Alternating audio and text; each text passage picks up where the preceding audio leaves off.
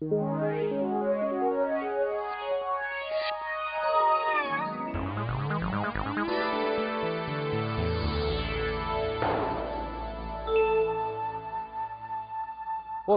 meu nome é professor Rogério, nós vamos trabalhar História. Teremos alguns encontros, vamos trabalhar desde a pré-história até a reforma religiosa. Começamos falando em História na origem do homem. Esse homem que habita esse planeta, que hoje resulta em nós, ele tem algumas passagens. Mas antes de pensarmos em nós que aqui estamos, como registra isso? Como chegou a nós a história dos nossos ancestrais? História, palavra comum em nossos dias. Muitas vezes escutamos comentários, e a minha história é essa, a sua história é aquela. Mas o que é a história? História é o que vocês estão fazendo aí agora, o que eu estou fazendo aqui. História nada mais é do que fatos que ocorrem no nosso cotidiano. Um exemplo, um túmulo pode ser uma fonte histórica. Uma igreja pode ser uma fonte histórica.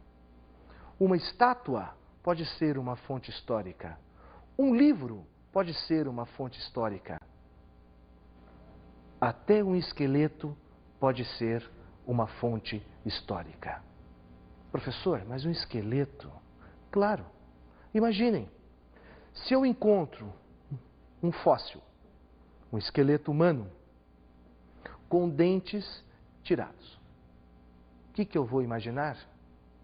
Que lá, naquele momento, que aquele indivíduo tinha vida, eles conheciam uma tecnologia para a época para fazer a extração. Se este fóssil tiver um osso de um braço calcificado, perfeito, eles tinham qual tecnologia? A tecnologia para poder fazer esse osso calcificar perfeitamente. Então vejam, quando nós pensamos nessa tecnologia, muitas vezes podemos assistir algum filme, ver alguma obra, e lá tem imensos blocos de pedras movimentados. Como? Como no Egito movimentavam blocos de 2,5 toneladas?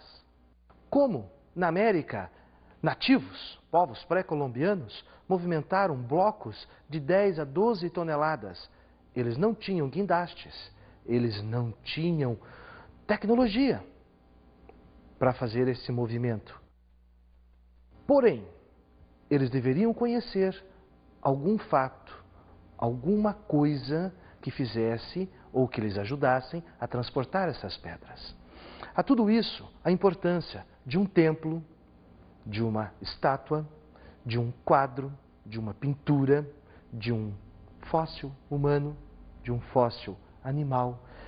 A todos esses aspectos da história, nós chamamos de fontes históricas.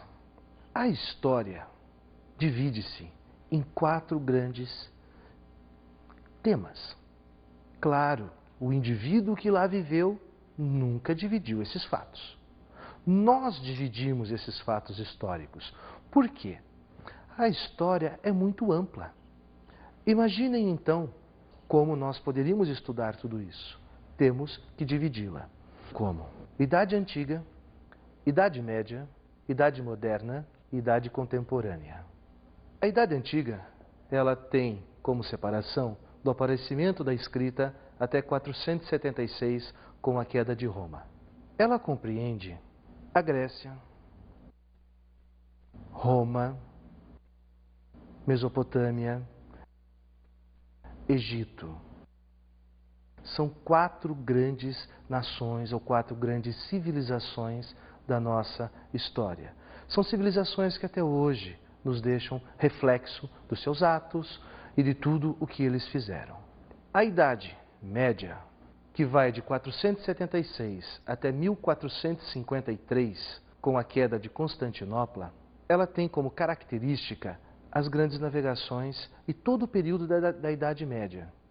Ou seja, o período onde o comércio e a importância do dinheiro na Europa desaparecem. A idade moderna, que vai de 1453 até 1789, com a Revolução Francesa, tem dois fatos marcantes. Principalmente as grandes navegações com o descobrimento da América e com se tornando o próprio Atlântico o centro comercial mundial, e mais tarde com a Revolução Francesa, tendo como embasamento o Iluminismo e o Renascimento. A próxima idade é a idade contemporânea, de 1789 até os dias atuais. Essa idade, ela está altamente relacionada conosco, ou seja, é desde a invenção do avião, invenção do carro, o descobrimento de outros continentes, como a Oceania, o descobrimento do espaço. Descobrimento? Sim, descobrimento, porque nós tivemos que conquistá-lo, tivemos que ir lá para ver o que ele era. Esses são os 4 grandes momentos históricos. E a pré-história, ela não faz parte da história? Faz. Você deve ter observado. Eu falei 4 momentos, mas a pré-história não apareceu. Ela seria um 5º momento. Mas por que ela está fora? Porque a pré-história é separada da história. O que é história? O que divide isso? Divide a escrita. Porque na pré-história o homem não escrevia. Ele não tinha o ato da escrita, ou seja, expressar em formas de escrita ou em formas de desenhos. Mas que desenho? Mas professor, eles faziam desenhos nas cavernas. Mas aquele desenho, ele me indica o quê? Ele me indica o que ele via, não o que ele pensava. Vejam, vocês estão aí olhando agora, diz assim, puxa, mas está calor, está frio, está sol, está chuva. Vocês escrevem e, se eu ler o que vocês escreveram, eu sei dizer. Correto? Porém, se vocês desenharem algo, eu não vou saber o que vocês estão pensando. Isso é para que a gente possa ter uma diferença entre escrita e não escrita. Lá, na pré-história, eles faziam desenhos. Esses desenhos nós damos o nome de pinturas rupestres. Pinturas estas que para eles simbolizavam o quê? Um campo, caça, alimento, um animal visto, um animal temido. Você é capaz de dizer? Eu sou capaz de dizer? Não. Por isso, diferenciamos a história da pré-história. Eles não escreviam. Eles poderiam simplesmente simbolizar o que eles faziam. Outra pergunta que nos vem quando pensamos em pré-história. Mas professor, da onde veio o homem? São perguntas que talvez algum dia um de nós possa responder. Por enquanto, o que é aceito cientificamente é a teoria de Darwin. Darwin diz que nós, seres humanos, animais pensantes, somos descendentes de um indivíduo que vivia na pré-história. Mas indivíduo, aí vem uma dúvida, correto? É do macaco? Não, não é do macaco. Entendam uma coisa, aquele macaco que está lá no zoo não é nosso avô, bisavô, tataravô, um descendente direto nosso, não. O que ocorreu, segundo Darwin, lá na pré-história, há milhares de anos, foi uma alotropia. Ah, professor, mas o que é alotropia? Termo complicado? Não, é um termo muito simples. Alotropia são particularidades de alguns corpos simples, que variam nas propriedades físicas sem alteração de sua composição. Podemos observar no nosso cotidiano algo alotrópico. O quê? Vocês já viram aquele cão chamado Doberman? Já, né? Tem o preto, que é o comum, e o marrom. Mas como é que nasce o marrom se eles são pretos? Ah, porque a descendência dele? Não, não é bem assim. Tentem cruzar 2 marrons para ver. Nasce preto. Cruzem 2 pretos, nascem pretos. E às vezes de todo esse cruzamento nasce um marrom ou chocolate. Então, o que quer dizer isso? Aquele cão marrom, ele é alotrópico. Ele mantém todas as características da sua raça, porém ele tem uma cor diferenciada. O que ocorreu com os seres humanos, segundo Charles Darwin, na linha da evolução, foi isso. Existia um primata que andava em árvores, se alimentava de frutos, se alimentava de carne, e de repente ele mudou, ele transformou-se. Ele desceu das árvores, ele passou a caminhar, ele teve uma linha de evolução.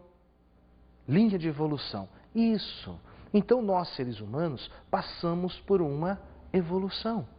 E aquele gorila que está lá no zoo, ele seguiu outra linha de evolução partindo desse primeiro primata. Outra coisa, vamos quebrar outro mito do homem na pré-história. Filmes exploram a imagem de nós, seres humanos, matando dinossauros. Um animalzinho de 18 metros de altura, carnívoro. Quantos de nós para encher o estômago de um deles? Muitos. Nós, seres humanos, nunca convivemos com os dinossauros. Nunca. Senão, nós não estaríamos aqui hoje. Esse homem, ele caminha, ele faz a sua evolução, ele tem que aprender as coisas, porque nós seres humanos, no reino animal, somos o animal que, quando nasce, é mais frágil. Peraí, mas nós somos mais frágeis do que o gato, do que o cachorro, do que o leão? Somos. Um bebê não é capaz de se autoalimentar, buscar o seu alimento. Ele não é capaz de se defender. Porém, um animal selvagem, ele faz isso naturalmente. Então nós somos muito frágeis. Então a nossa evolução teve que passar por momentos difíceis. Esse homem pré-histórico, ele teve que viver em cavernas, ele teve que fazer a sua caça, ele teve que aprender a viver neste mundo. Hoje, para nós é fácil, ligamos o computador, a televisão, o jornal, abrimos uma revista, nós temos todas as notícias, aprendemos em casa, aprendemos na escola, aprendemos com os amigos, com os pais. E aquele nosso ancestral aprendia com quem? Quem ia ensiná-lo? Quem ia ensiná-lo? Vejam, como nós. Mas peraí, professor, o senhor falou agora que eu abro a revista, leio o jornal, vejo a TV, mas que coisa, está confundindo a minha cabeça? Não, porque nós temos as nossas mães, quem cuidou de nós, que dizia, filho, faça isso ou aquilo. Aquele ser humano, aquele homem da caverna, aquele ser pré-histórico, ele aprendia pela repetição. Ele observava o que o outro do seu grupo fazia e assim ele repetia. E isso ele trouxe até os dias atuais. São coisas, mas não tem muito a ver? Tem sim. Nós somos simplesmente um reflexo ou uma continuidade daquele homem. Isso segundo Darwin. Quem sabe amanhã um de vocês aí não diga, Darwin só falou besteira, e provem o contrário. Será uma nova teoria. Espero que isso aconteça. Quem sabe em nossas aulas nós não possamos despertar interesse em vocês aí, e assim termos grandes cientistas para estudar a origem do homem. Pré-história. Essa pré-história, ela ainda continua sendo lá, está lá, muito longe de nós. Ela é algo que nós não temos como tocá-la. Lembram-se que eu falei em fontes históricas? É de lá que nós vamos tirar a nossa pré-história. É de lá que vem a nossa pré-história. Essa pré-história é dividida em 2 momentos, no Paleolítico e no Neolítico. Paleolítico. Paleolítico é o período onde esse homem, ele passou por toda essa evolução, ele aprendeu a caçar, aprendeu a pescar, porém os instrumentos dele ainda eram de pedra lascada. Pedra lascada? Claro. Ele batia uma pedra na outra e automaticamente o resultado dessa quebra ele usava como instrumento. Faca, ponta de lança, machado, instrumentos nossos hoje. Porém, na época, eram utilizados para N atividades que eles tinham. Nesse período, ele também não conhecia o fogo.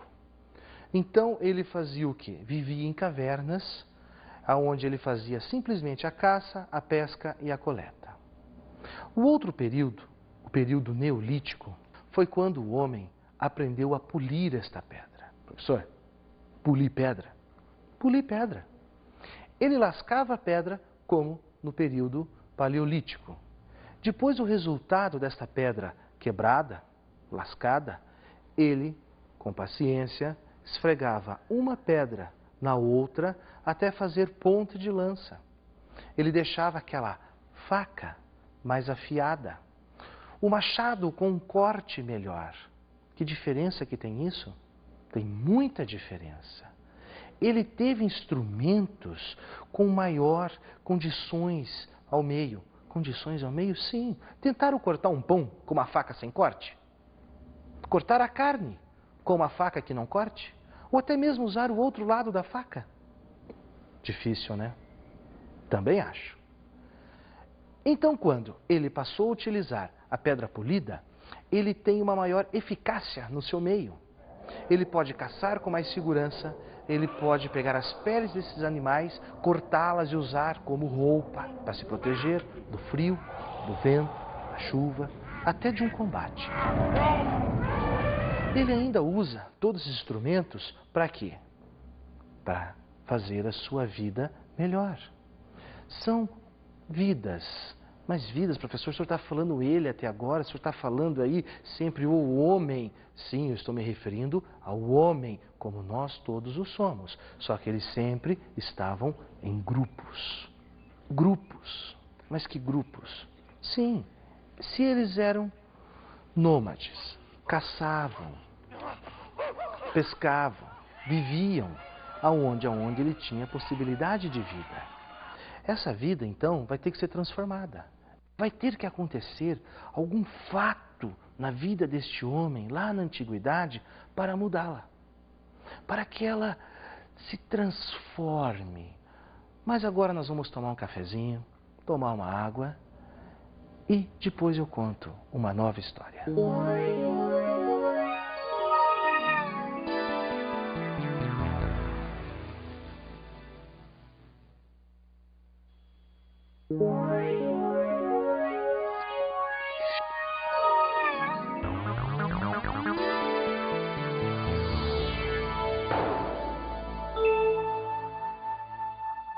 Olá!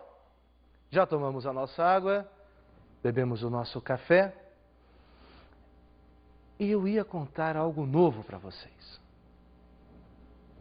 Vocês acabaram de utilizar nesse recreio algo que mudou a vida do homem. Ei, professor, eu usei algo que mudou a vida do homem? Usou. O fogo. Imaginem aquele homem na caverna escura, úmida, medo, os animais. De repente, ele ilumina. Já tentou andar na casa escura? É ruim, é muito ruim. Acendemos a lâmpada, que maravilha. Imagine então para o homem da caverna, ou aquele homem pré-histórico, quando ele descobriu o fogo, o como transformou a vida desse homem. O alimento passou a ser assado. A defesa contra animais melhorou, porque agora eu tenho fogo para me defender. A minha caverna é iluminada. Eu me aqueço com este fogo. Então o fogo transformou a vida deste homem. Se alguém aí imaginar assim, professor, mas isso é tudo besteira.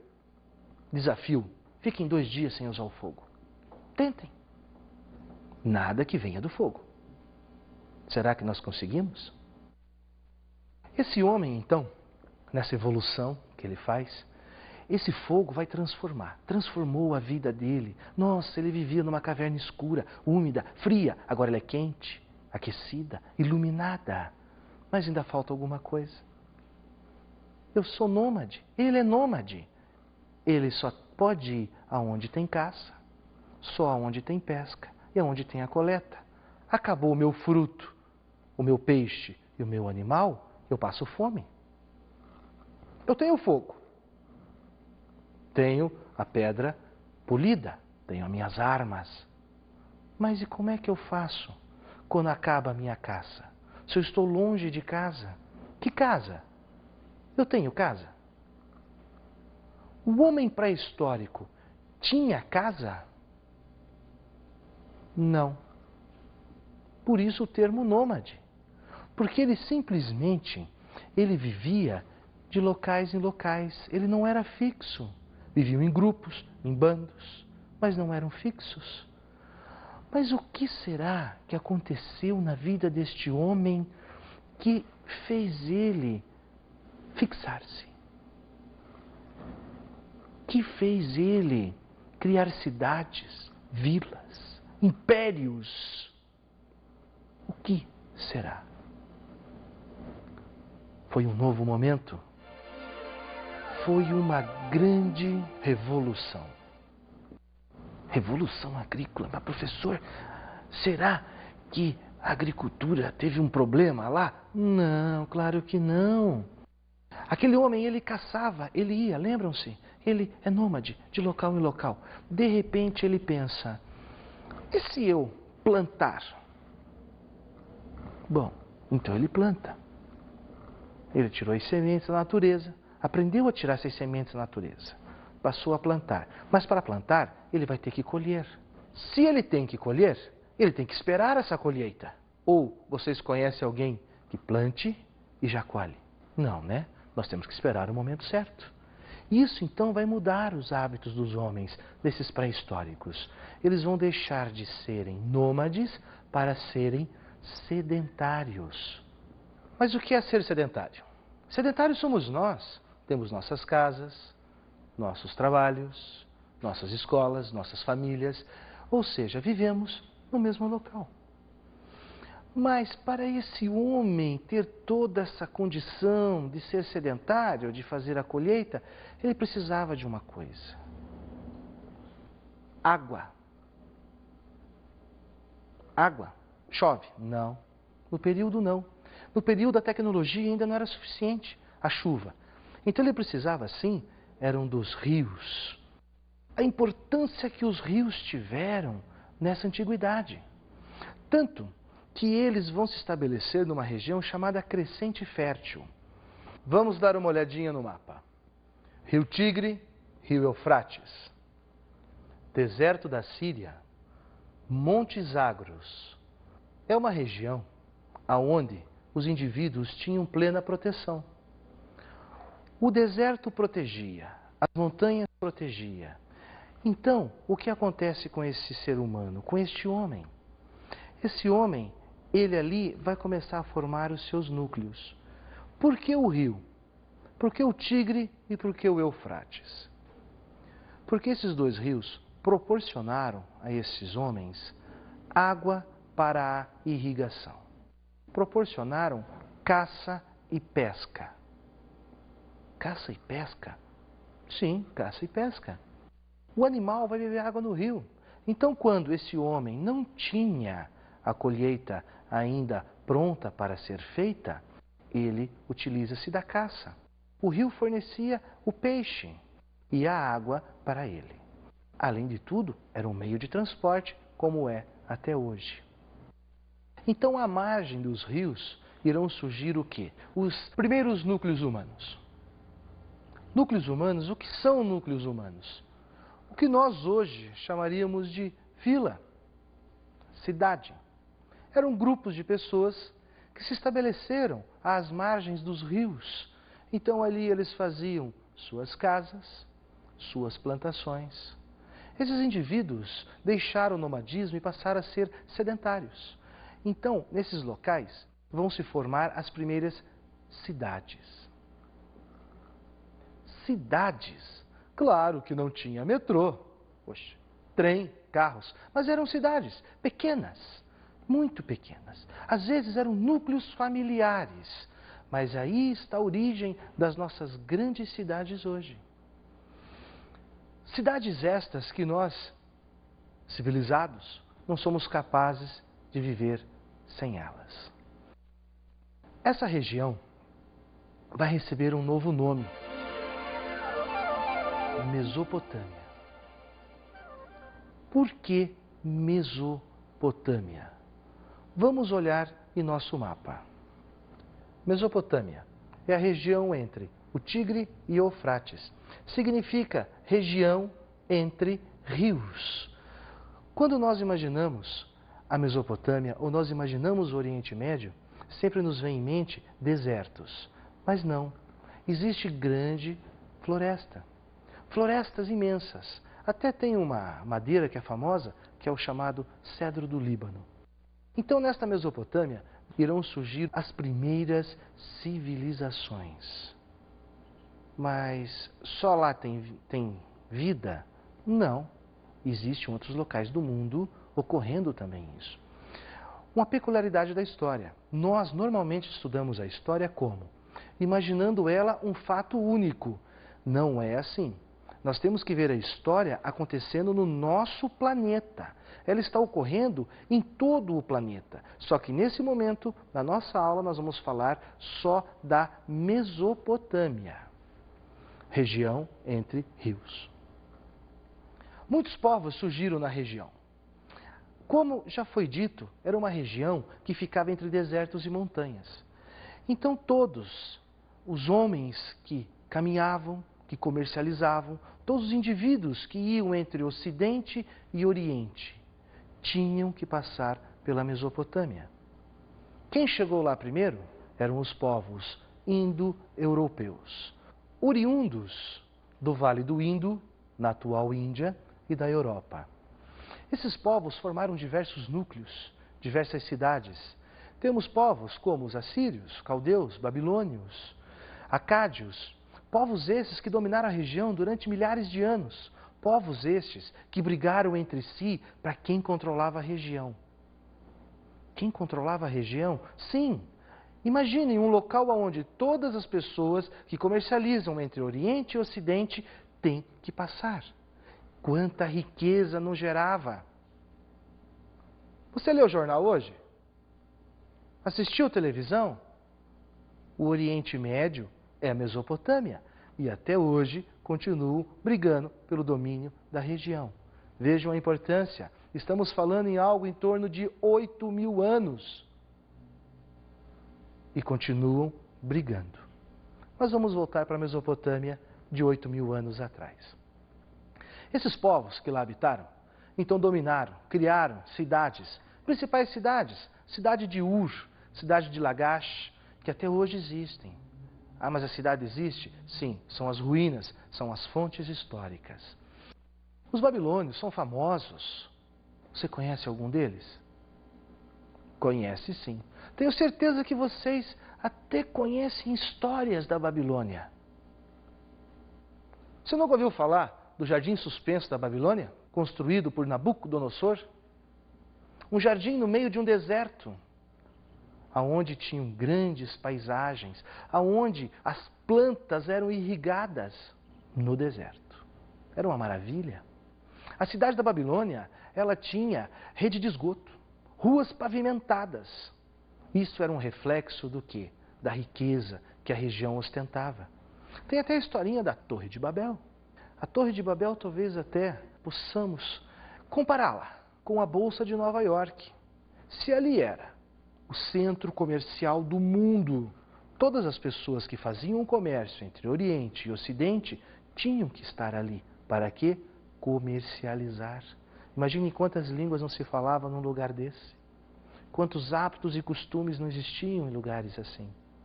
Os babilônios ostentaram tanta riqueza que os portões da cidade eram de ouro. Hoje na Alemanha tem um deles, no Museu Alemão. A Babilônia domina a região durante muitos anos, inclusive os próprios hebreus, um assunto próximo nosso, estiveram por lá presos. Outros povos passaram, os assírios. Os assírios venciam e mantinham os povos pelo medo. Medo, medo. Imaginem, um assírio, guerreiro assírio, de bom humor, tranquilo, quando ele passava por uma cidade, ele cegava as pessoas para dizer: aqui nós passamos. Quando tinha combate, o que eles faziam com os vencidos? Tiravam a pele e salgavam. Nossa, que terrível, terrível. Mas terrível era quando eles ficavam com raiva dos inimigos. Faziam grandes mesas para banquetear os soldados. Colocavam suas lanças à frente da mesa. Passavam gordura na lança. Empalavam, ou seja, colocavam o indivíduo na ponta da lança. Imaginaram? Outro ponto forte da Mesopotâmia era a religião. A religião era politeísta. Adoravam diversos deuses. Então, na Mesopotâmia, nós encontramos deuses da guerra, deuses do amor, deuses da paz, deuses da chuva, deuses do rio, deuses para todos os aspectos humanos, deuses que formavam um enorme panteão, deuses que poderiam fazer qualquer coisa. Você diz aí: pô, mas que besteira, né? Isso, poxa, o indivíduo tem tantos deuses. Mas imaginem, o mesopotâmio, o indivíduo que vivia naquela região, ou até o indivíduo que viveu em outros momentos, em outras civilizações, eles não tinham o avanço tecnológico que nós temos hoje. Então, o que ele não explicava pela ciência da época, ele explicava pelo divino. Ainda temos algumas curiosidades. Uma delas, vejam, vocês fazem todo dia o que os mesopotâmios faziam. Ah, isso é besteira. Lembram-se do fogo? De novo fazemos as mesmas coisas. Os mesopotâmios, na figura de um homem chamado Zoroastro, criaram uma coisa, o inventaram, descobriram, que vocês fazem e eu também faço. Quando nós abrimos o jornal pela manhã, vamos atrás das notícias, das ofertas, e às vezes passamos os nossos olhos no horóscopo. Sim, o horóscopo é a invenção de um sujeito chamado Zoroastro. Ele observou as estrelas, criou os signos e chegou até nós hoje.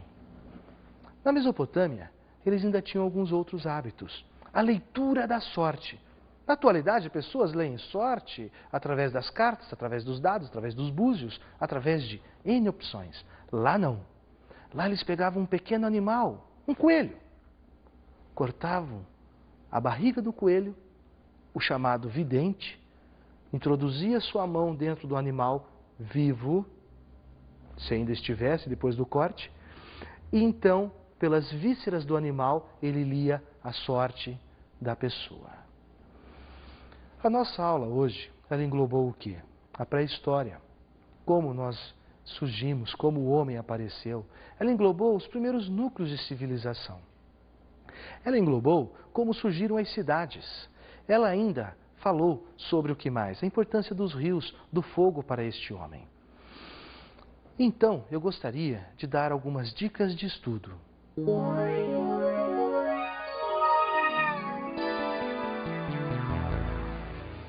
Vou pedir que vocês assistam 2 filmes.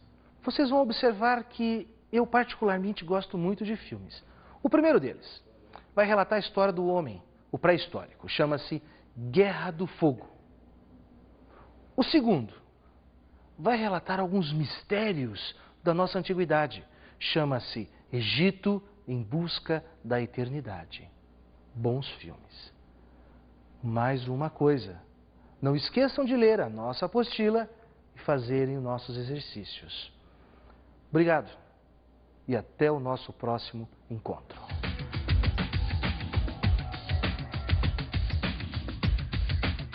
Esta foi a nossa primeira aula de História.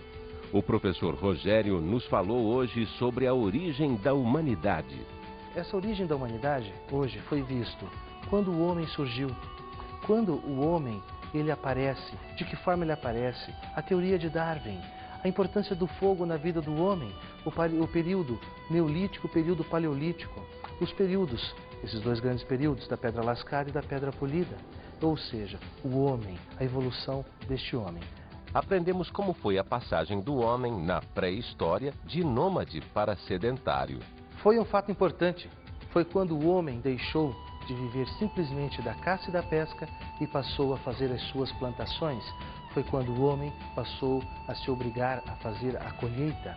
Então ele se tornou fixo em um único lugar.